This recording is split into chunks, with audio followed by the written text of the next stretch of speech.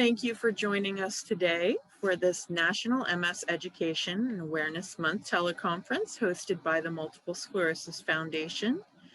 This conference, featuring Dr. Pearl B. Werfel, is made possible with support from Biogen, Bristol Myers Squibb, EMD Serono, Genentech, Novartis Pharmaceuticals, Viatris, and Sanofi Genzyme. The program also received additional support from Ocrevus. I'd like to again thank you all for joining us and introduce myself to begin with. My name is Casey Minnis. I am the Director of Communications for MS Focus, the Multiple Sclerosis Foundation. I am happy to be joined today, as I mentioned, by Pearl Werfel, Ph.D., who will be talking to us about anxiety and stress management in MS. After a presentation from Dr. Werfel, we'll open it up to your questions and comments. Now I'm delighted to introduce our speaker. Dr. Werfel is a clinical psychologist in private practice in San Francisco with expertise in wellness, stress, anxiety, and pain mitigation and multiple sclerosis. She has led groups and workshops for people living with MS for over 20 years. Dr. Werfel is the lead author of Multiple Sclerosis, Advances in Psychotherapy Evidence-Based Practices, a book for mental health professionals. She was inducted into the National MS Society Volunteer Hall of Fame for Healthcare, is a member of the NMSS Health Provider Council, and is recognized by the MS Society as a trainer for mental health professionals and a partner in care. Dr. Werfel is also a consultant with Can Do Multiple Sclerosis. We're so pleased to have her join us to present this important topic. Dr. Werfel, thank you for being with us, and I'll turn it over to you. Thank you. Let me do this and see if we get my PowerPoint up. Okay. And now I need to play from, sorry about this, folks. There we go. Okay. Thank you for joining us today. I'm really glad that you're here. And I'm going to be talking about stress and anxiety management. We want to start first with what is stress and anxiety, how stress affects the body, stress and anxiety management. We'll go into coping and take a look at mind-body interventions, and you'll have an opportunity to experience some of them. But before we start, I want to invite you to make yourself as comfortable as possible. And if for some of you, if it helps you to just look and not listen, you will see things on the PowerPoint. And for others that you just want to listen to me, I will let you know if there's a picture available that you might want to take a look at.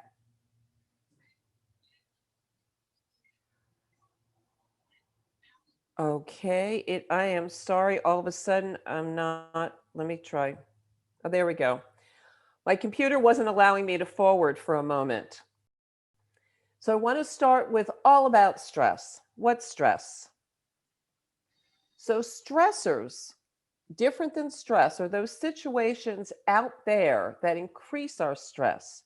Anything that poses a challenge or a threat to our well-being is a stressor. So they can be physical, like MS can be a stressor, or getting sick, or psychological. Of course, the current stressors that the COVID-19 outbreak has brought may be unavoidable. And MS, as I mentioned before, can be a big stressor. And I imagine that's why many of you are here.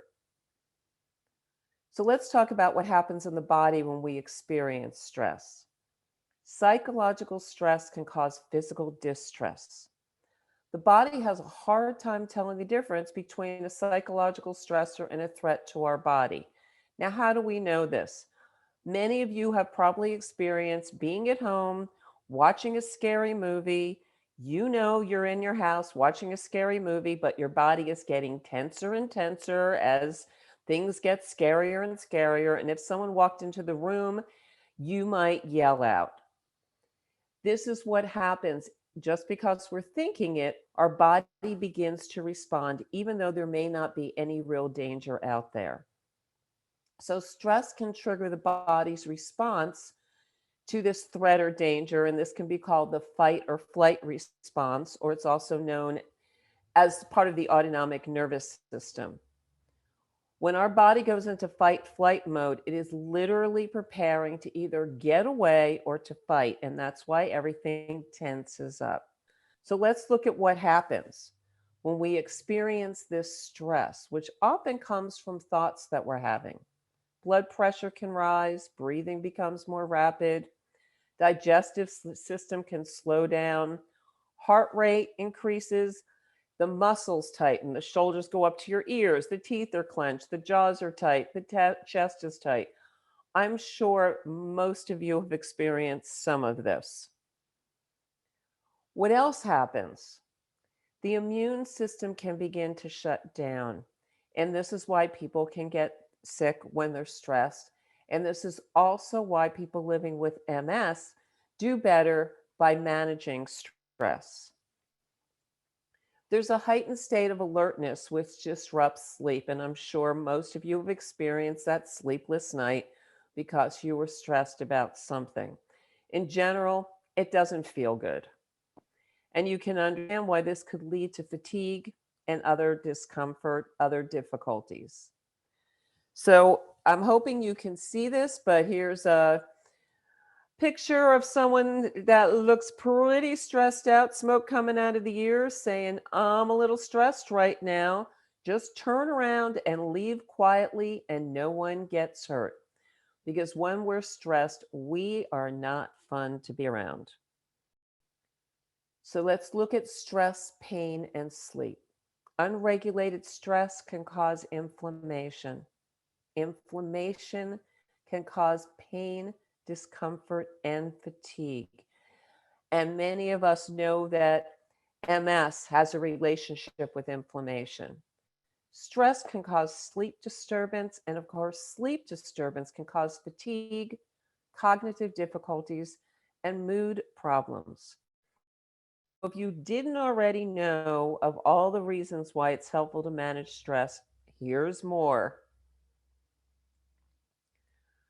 When I spoke about stress and MS, I want you to know that there's no research that indicates that stress causes MS or progresses MS. But evidence does support the association between chronic stress and the increase in MS symptoms. And chronic stress is that stress we just hold on to. It's constantly with us. Pain and other MS symptoms are inflammation based. So if stress increases inflammation, it also can increase pain.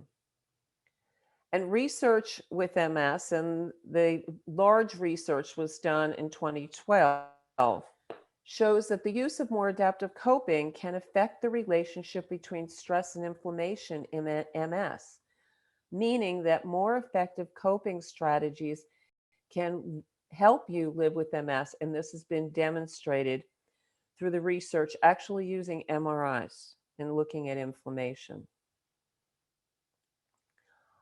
Okay, but here's the downside. Some people with MS are so anxious about the effect that stress is having on their MS that this becomes a stressor in itself. So we don't want to be like this guy with our head blowing off.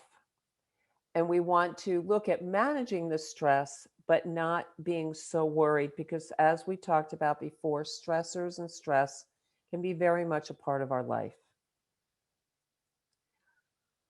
Want to ask everybody just to take a moment to take a breath, because we're going to go from stress into anxiety. Anxiety is different. It's categorized by excessive worry, that feeling wound up, the tense or restless feeling, difficulty controlling thoughts and feelings. That same thought just goes around and around. It shows up again and up again and up again. Most people can be anxious about something from time to time. And of course, during COVID, especially in the beginning, It was completely normal to be anxious about what do I touch, what do I do? But this is something that after you figured it out, it doesn't go away. It's how you cope with anxiety that makes all the difference. And because anxiety itself is a stressor, it can impact your body just the way we talked about stress impacting your body. So it's really important to manage it well. Anxiety, as I mentioned before, can be a normal response to the pandemic and also the unpredictability of MS. It is absolutely normal to be anxious about something sometimes. But there's a difference between having some anxiety and what we call an anxiety disorder. And the difference is duration and intensity. How long has it been going on? And how intense is it? Is it controlling your life? Can you put it aside? Or is it something you are constantly thinking about and it's dominating you? If that's happening, that's more of going towards an anxiety disorder, which means it's gotten out of your control. And only a qualified professional can make the diagnosis of an anxiety disorder, but you know if your life is being controlled or if you have control. So I want to invite you to take a moment. For those of you who enjoy water, you can open your eyes and take a look at this picture. For those of you who don't like water, take a look at something in your room that you might like the color of or might be pleasing to you. And just take a moment, take a breath, because we've just talked about some things that may have increased your anxiety or your stress. So I'm just offering you a moment. Again, noticing that how you might help yourself be just a little more comfortable in the way that you are sitting or lying down. Just taking a moment.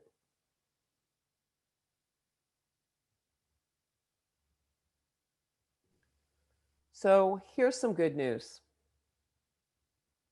We're back to out of your moment and back to learning some more. Psychological factors such as beliefs about your symptoms or any symptoms and your coping style have been found to play an important role in a person's ability to live with any chronic illness. So what does that mean? Your beliefs about MS and your coping style can help you live better with MS or make it harder for you. And this is also shown with research. The better your coping, anxiety, and stress management skills are, the more physically comfortable you will be. Okay. First, those of you who aren't looking, if you want to look, you can. There's a picture of a dog that's probably just come out of water and is trying to shake off that cold water. But what the purpose of this picture is look at that. Stress, what stress? In order for us to manage stress and anxiety, we have to admit that we're actually experiencing it. And sometimes people are like, I'm not stressed, I can handle this. And just the way you're saying it, you know that you're feeling stressed listening to them, but they're not even aware that they're stressed. So, easy step, the first step, recognize that it's happening. And then we can look at increasing our stress tolerance. So, a common saying now, it is what it is. If that helps you, good. It means that we need to sometimes just accept reality, even if we don't like it.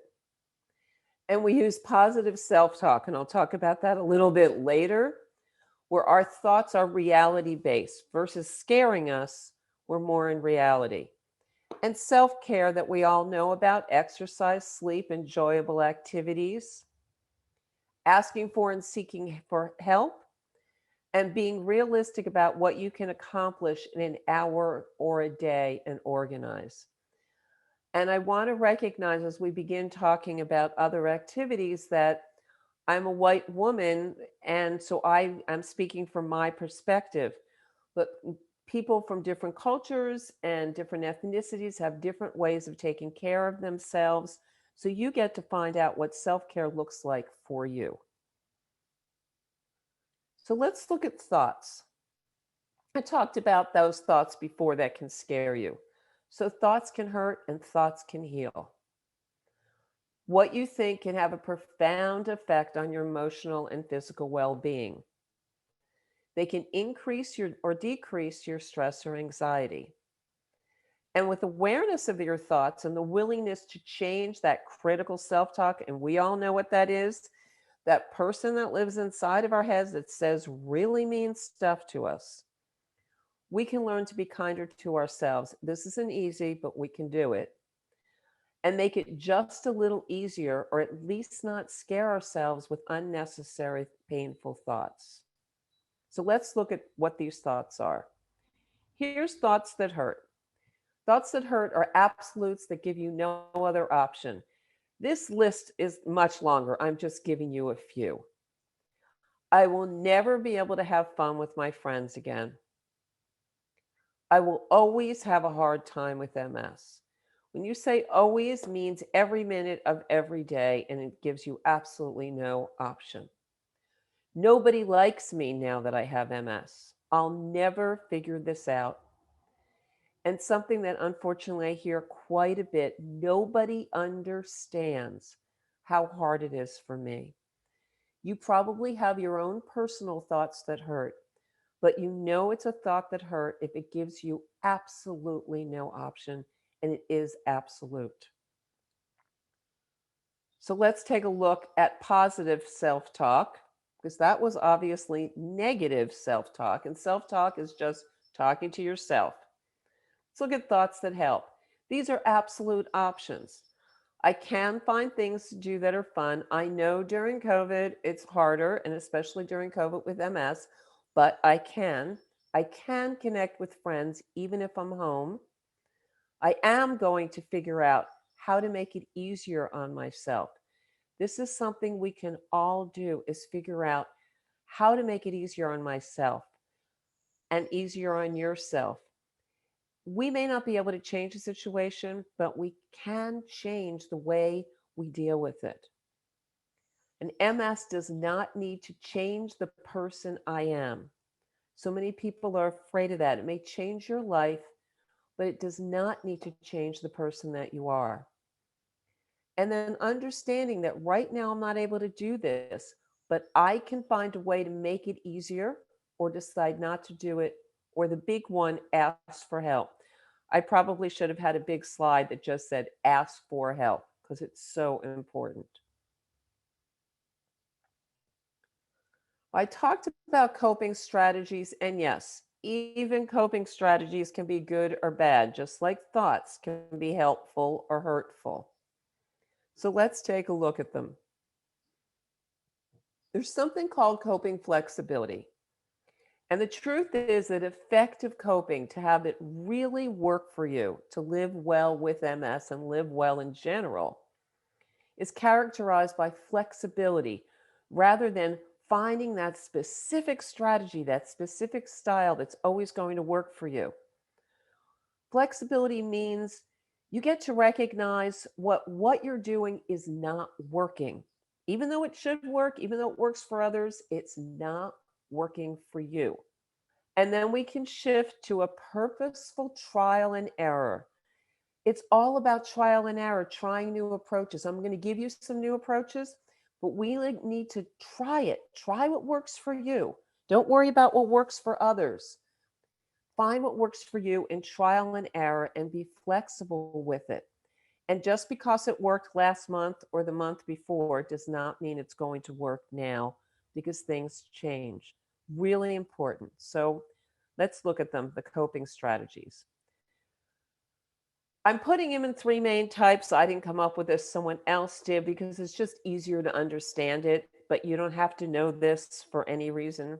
just for us to talk about it. Avoiding coping, coping by taking your mind off of it. Instrumental, coping by finding a solution or a way to change the stressor. Participating in this program is instrumental. Psychological, coping by honoring your feelings and getting support. So, as I already said, coping strategies can be helpful or potentially harmful. Let's take a look. Avoidant coping. We all know about avoidant coping. This is helpful avoidance, relaxes or rejuvenates you. You know if avoidant coping is working for you when afterwards you feel better and ready to face the world again. So it could be reading or listening to a book, watching a movie. Binge watching is very popular right now. Playing with a pet, going outside, learning something new, nurturing a plant, fun with a friend. There's many different ways of avoidant coping, and you probably have your favorite. So we're looking at unhelpful avoidance, smoking, too much alcohol, overeating, oversleeping. Sometimes people just go to sleep because they don't want to deal with it. If you're spending most of your day with entertainment, just zoning out, it's not going to help relieve your stress or anxiety. Isolating. Sometimes we need to get away from things. But even during this time, we can meet people in different ways by phone, internet. And the big thing that what happens when we're doing involved in avoidance is that we may not make necessary appointments or do the tasks or do something that we need to do. And what I most often hear is people avoiding their physical therapy exercises. So when you're participating in avoidance, again, make sure that it's relaxing you. And then after you read or watch or do whatever you're doing, you're ready to go back and do whatever it is that you need to take care of. Instrumental coping, as I mentioned, is that this program is part of instrumental coping. It's coping by finding new strategies. So it might be learning to use an adaptive advice, consulting with an expert, asking others how they've dealt with it, researching online, learning a new way to do it. And this is a big one, especially now. Minimizing time watching, reading, or listening to the news so that you can use your time doing something that's going to be helpful to you. So it may be important to know what's going on in the news, but watching too much of it is not going to help you move forward to take care of anything. So here's how instrumental coping is not helpful. It's helpful to understand, especially for those who are newly diagnosed, to get as much information as you possibly can about MS. And we all spent many hours trying to get as much information as we possibly could about COVID. And probably now we're trying to get all that information about the vaccine. But if you spend too many hours, it's not helpful. Because then you're not able to enjoy your life or put any of the things that you've learned into play. Putting pressure on yourself to find a way. I know I can find a way. I know I can find a way. And sometimes people go from one specialist to another, to another, to another, to another, trying to find a way. And sometimes that can be really harmful. That's the exhausting yourself looking for answers. We go back to sometimes we need to accept what's going on. Spending so much time focusing on an issue that you're not leaving time for enjoyable activities. So some people get their Ph.D. in MS because they spend so much time researching it that it doesn't make life good for you. And psychological coping. Psychological coping, recognizing that you're having a hard time and honoring it. So that could be participating in a healthy self-help group or talking with someone supportive, seeking psychotherapy, writing about it. And yes, Sometimes it's important to cry or get angry, but then release it. Meditation and prayer can be very helpful, and exercise and movement.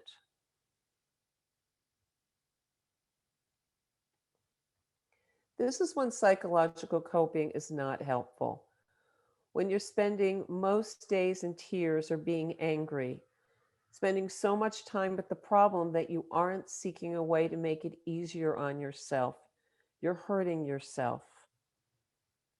Spending so much time with this type of coping that it becomes unhealthy avoidance.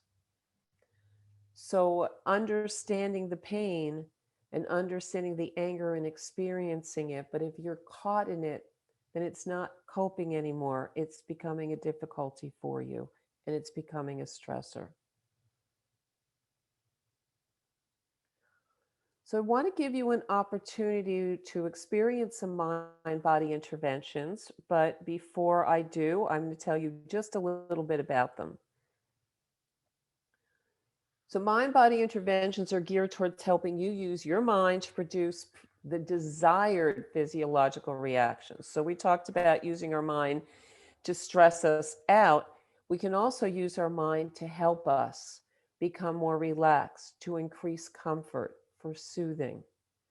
It's well researched, it's safe, and it's effective complement to both medical and psychological interventions. And notice that I said complement, it's not a replacement, but can be very helpful.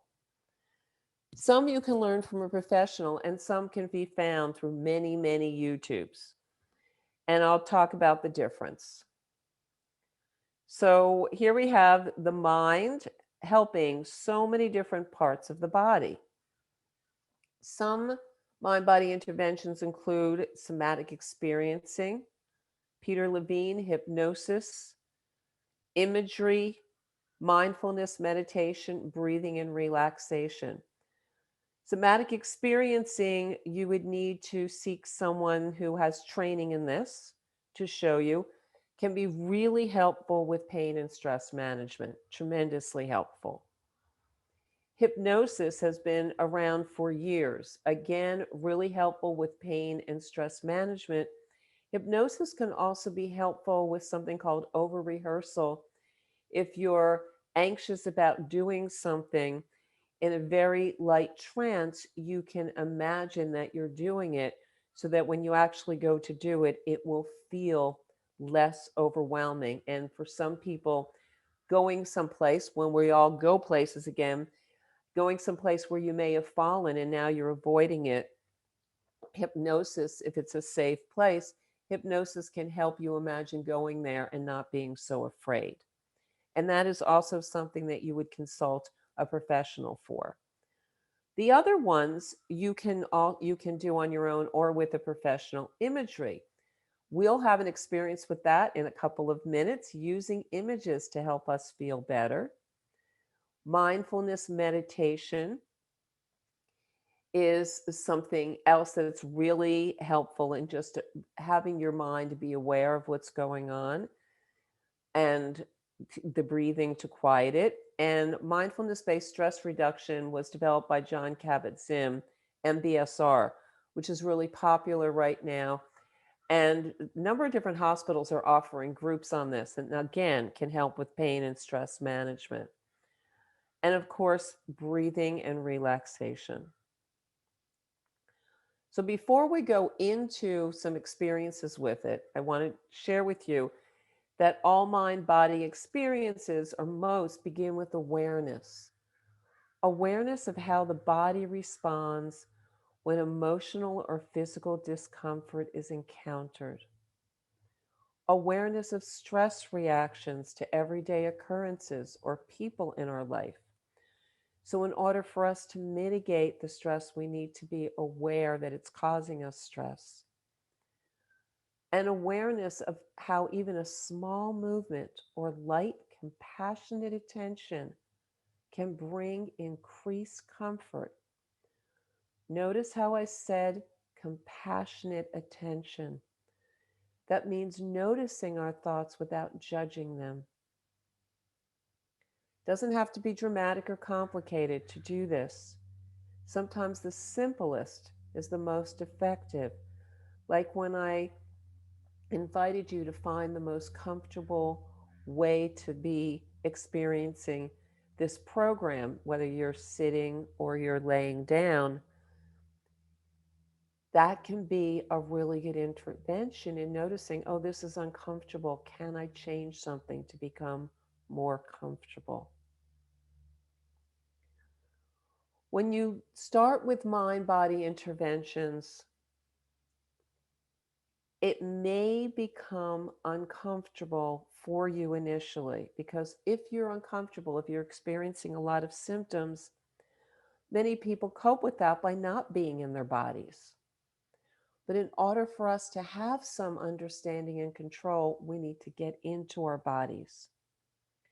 So, stress, anxiety, pain, and symptom management techniques that increase body awareness, and all of them do, may initially feel both physically and emotionally uncomfortable. And often, what happens when I'll ask people to stop, take a breath, and tell me what they're noticing, and people notice the stress in the body, their pain in their body, their symptoms. It's what comes to us first. We have to work just a little bit harder to find the places that are comfortable. And if you have a history of trauma or abuse, connecting with your body or body sensations may initially increase anxiety. So you may want to do this with a professional or someone that helps you feel safe. But I need to tell you, don't give up. It gets better. These have no side effects and can be tremendously helpful. The worst thing I've heard people say about them is that sometimes people think different ones are boring. So you find other ones, but they can be helpful. And this is what we talked about, coping flexibility, trying lots of different things to see what might work for you. So I want to give you an opportunity right now to experience one or two of these. And I also want to let you know that mind body interventions are most effective when they're done for 5 minutes to 20 minutes. We don't have time for that. We're just giving you a little taste. So if you do something with me right now and say, well, that didn't do anything, just know that it sometimes takes a lot longer. For those of you, again, who might enjoy looking at this picture, you're welcome to continue looking at this picture. For others of you, you might want to take this opportunity to close your eyes. So you figure out what feels best for you. And what I'd like you to do is either looking at this or closing your eyes, I'd like you to think about something really enjoyable to you. Maybe a place you've been, maybe a person that you know, a child, a pet. Think about this. It could be a favorite food. Or again, you may just be looking at the water here. And just as you're thinking about it and breathing, we're beginning to go into imagery, finding an image that feels comfortable for you. Sometimes people that feel uncomfortable like to imagine that there's a certain color surrounding them, or they're floating in water that is just the right temperature and relieving all of their discomfort. And some people just like to imagine that they're with someone that brings them joy. Just going to give you the opportunity to take a moment or two to see what comes up to you and what comes up for you, to see what image feels relaxing to you, joyful to you. This is something that is free and is easy. You can always switch that scary image to something that's relaxing. And imagery goes deeper. There's many imagery scripts that are available to you through YouTube, or you can work with a professional to find imagery that is healing for you. It may be a specific image like this one, or again, it may be a color that runs through you and brings calm.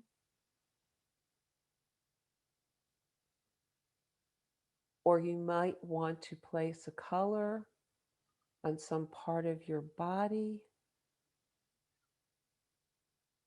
or a sense of warmth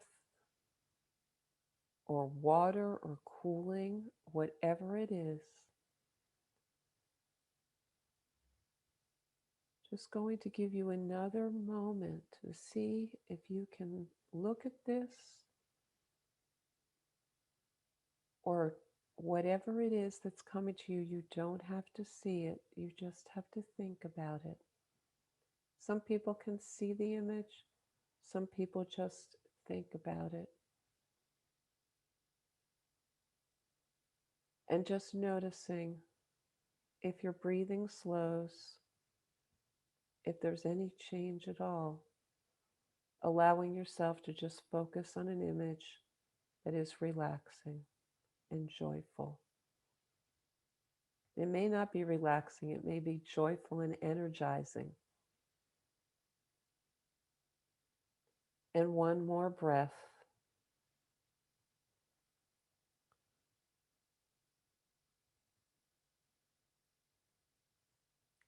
And if you wish, you can stay with this image, but I'm going to offer you one more little taste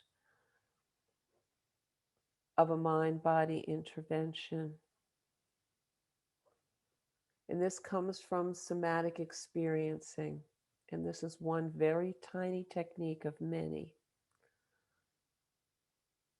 I want you to see if you can find any place in your body that feels comfortable. For some people, it may be their hair. It can be a fingernail. Any place in your body, there's always some place that feels comfortable. And how you know it feels comfortable, it's not calling for your attention. It's just there being a body part.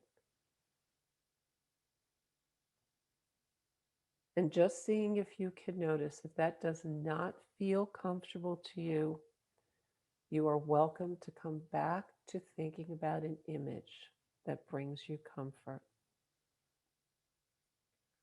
I'm offering this because, as I said, so often when we check in with our bodies, we notice the discomfort. This gives us an opportunity to feel comfortable, to notice that there's always a place in our body that is comfortable. And if we focus on it, our brain and our mind may want to take us away to the part that's uncomfortable. If we bring ourselves back, it can help bring calm. It can help decrease the inflammation just a little bit.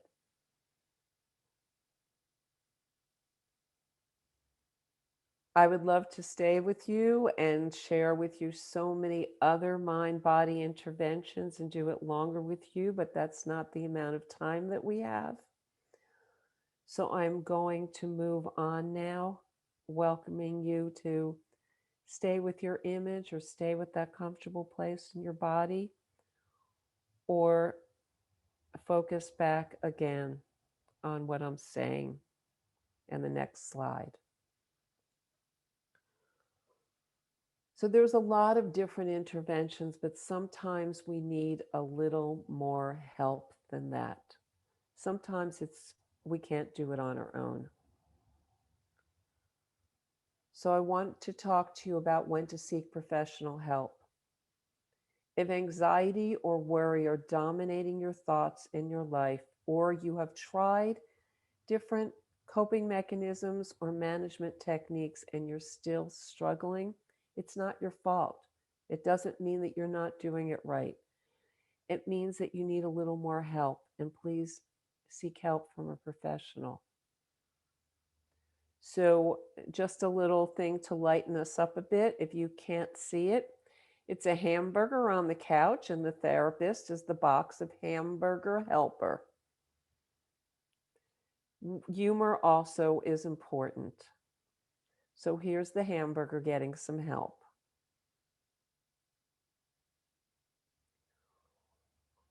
So, which professional? Much of the time, anxiety can be well managed and diminished through talking with a licensed mental health professional that can offer many different interventions to you. One of the things that people use is cognitive behavioral therapy, CBT, and the thoughts that hurt, thoughts that heal come from that. Negative self talk, positive self talk, understanding that. But licensed mental health professionals can offer you many more things. If the anxiety or the stress is dominating your life and the mental health intervention is not effective, the medication can be very helpful, shorter term or longer term. You can speak with your mental health professional about this. You can talk to your neurologist about this. Some neurologists prescribe, and some can refer you to someone that will. So the most important thing is to make sure that you seek the help. And now we're back to this because we are at our end of the presentation. And I am going to, okay, there we go. I'm going to stop sharing right now, I think. Did I do that? Yes, I did. I also recognize that at one point when the presentation, when the PowerPoint went down, so did my video. So it took me a while to realize that my video wasn't on for a while. Well, But I it's thank here you, now. Dr. Werfel, because you are a shining example of stress management. You handled that stress of our presentation being bombed so gracefully. Thank you for that. And I suppose I should thank our little prankster because they showed us the hole in our security, which I have now resolved and found the setting that will not allow that to happen in future conferences. So my apologies for the disruption, everyone. But now let's take this opportunity, the time that we have left with Dr. Werfel, to get in your questions and comments. So you can either use the raise hand feature and I'll bring you onto the screen so that you can ask your question, or you can use the chat. You will find both options on your toolbar. To chat, you just click chat and type in your message. To raise your hand, if you are on a computer, you're going to find that under the participants menu. If you are on a mobile device, you will find it under the More button on your menu. So we have our first question from Judy. She says, do anti-anxiety meds such as citalopram or fluoxetine have direct anti-inflammatory effects on our body? That's a really good question. Unfortunately, I can't completely answer it because I'm not an MD, so I don't know exactly physiologically what's happening. But what tends to happen when people take medication like that is that they have less pain. So, on some level, whether it's changing your mind's ability to relax your body, which some of them do, and that decreases the inflammation. But it's an excellent question that now I'm going to have to find some of my researcher colleagues and see if they can have answers to that. Thank you for asking that. But yes, some of them actually do help tremendously with pain as well as anxiety. Okay, let's see. We have a question from David. David, I'm going to ask you to unmute. Go ahead. Yes, hi, good afternoon. I want to make a comment. That presentation was awesome. in talking about stress and anxiety. And my comment is in regards to the fact that I think that regarding MS, whenever you have to find out what it is that you actually have, that's where the stress and anxiety occurs. I became ill at 12, and my stress and anxiety was going out the door. And they didn't find out until 14 years old. And so those positive words that you were alluding to and the prayer and meditation is very positive, and that is why I may have MS, but MS will never have me. So it was a great presentation. Well, Thank you, Dave. thank you so much. I really appreciate that. And you're absolutely right. I see so many people that are newly diagnosed that have been living with MS for such a long time. And they actually feel better, so much better later on, because at least they know what it is. It has a name. But it's tremendously stressful. And then figuring out what are you going to do about it. And if you don't have a professional where you're living that is really trained in MS, yes, there's a lot of stressful things about living with MS, and that's why we all have to be. I'm one of the people living with MS, so we have to be experts at stress management. I didn't learn this, in school. I learned this first by figuring out how to live with MS. Then I went back and got the training. Thank you for sharing that, Dr. Werfel. Very interesting. Our next question is from Yolanda.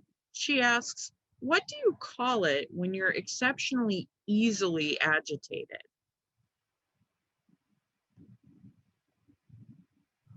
Well, I don't know exactly what you want to call it. Some people, there is a term for something called like hypervigilant when you're aware of everything. Some people can be what's called overreactive, where they have a really turned up startle reflex. So everything's like this. And if that's what's happening, that is part of its physiological response. And it is part of anxiety management to be able to manage that. But some people actually can either seek a mental health professional to see if that startle response is coming from something, a past trauma, but also checking in with physicians, because it can be an overcharged autonomic nervous system or central nervous system. So for those of us with MS, there's always a question. I think it's for other people, but especially people with MS. Is this coming from our brain because of MS, or is this coming from psychological issues and trauma? So you may need to ask the question from several different people to find out where it's coming from. And then, yes, it can be managed. So thank you. I hope I answered that. Our next question related to that is from Susan, who asks, can anxiety be due to brain changes in MS? Yes, there can be a physiological cause to anxiety, and we get into this with anxiety. We also get into this with depression, kind of the chicken and egg thing. Is the anxiety happening because people are noticing that there's brain changes and they're getting more anxious because they're trying to manage it? Or is it actually happening physiologically? But the most important thing is to manage it, is to find a way to manage it. So if this is happening more physiologically, then some medication can be helpful. And that's a discussion you can have with your neurologist, but also to learn techniques to manage it.